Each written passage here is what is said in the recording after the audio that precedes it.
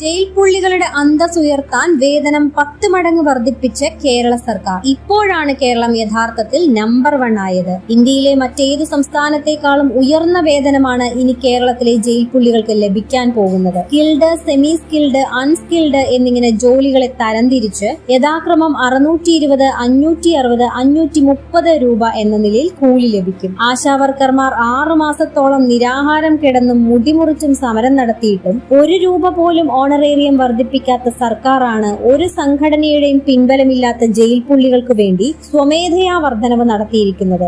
ഭരണമാറ്റം ഉണ്ടായാൽ നിലവിലെ മന്ത്രിസഭയിലെ ഭൂരിപക്ഷം പേരും ജയിലിൽ പോകേണ്ടി വരുമെന്നത് മുൻകൂട്ടി കണ്ടാണോ ഈ തീരുമാനമെന്നത് പറയാതെ വയ്യ. ചായക്കോപ്പയിലൂടെ മുഖ്യമന്ത്രി പിന്തുണയറിയിച്ചത് അതിജീവിതയ്ക്കാണെന്ന് തെറ്റിദ്ധരിച്ച മലയാളികൾക്കാണ് തെറ്റിയത്. പിന്തുണ പ്രഖ്യാപിച്ചത് ജയിൽ പുള്ളികൾക്കായിരുന്നുവെന്ന് വേതന വർധനവിന്റെ പ്രഖ്യാപനം വന്നപ്പോഴാണ് മനസ്സിലായത്. തടവ് പുള്ളികളുടെ അന്തസ് വർദ്ധിപ്പിക്കാൻ കാണിച്ച ആർജവം ആശാവർക്കർമാരുടെ കാര്യത്തിൽ ഇല്ലാതെ പോയത് എന്തുകൊണ്ട്?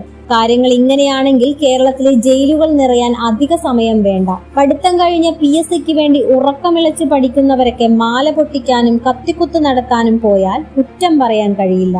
1 മാസം ജയിലിൽ കിടന്നാൽ 16,000-ഓളം രൂപ ഉണ്ടാക്കാം. നാട്ടിൽ പകലന്തിയോളം പണിയെടുത്താൽ പോലും ഈ തുക ഉണ്ടാക്കാൻ കഴിയില്ല. അന്തസ്സുള്ള തൊഴിൽ ചെയ്യുന്നതിലല്ല, ജയിലിൽ കിടക്കുന്നതിലാണ് അന്തസ് എന്ന് തന്നെയാണ് പിണറായി സർക്കാർ പറഞ്ഞു വെക്കുന്നത്.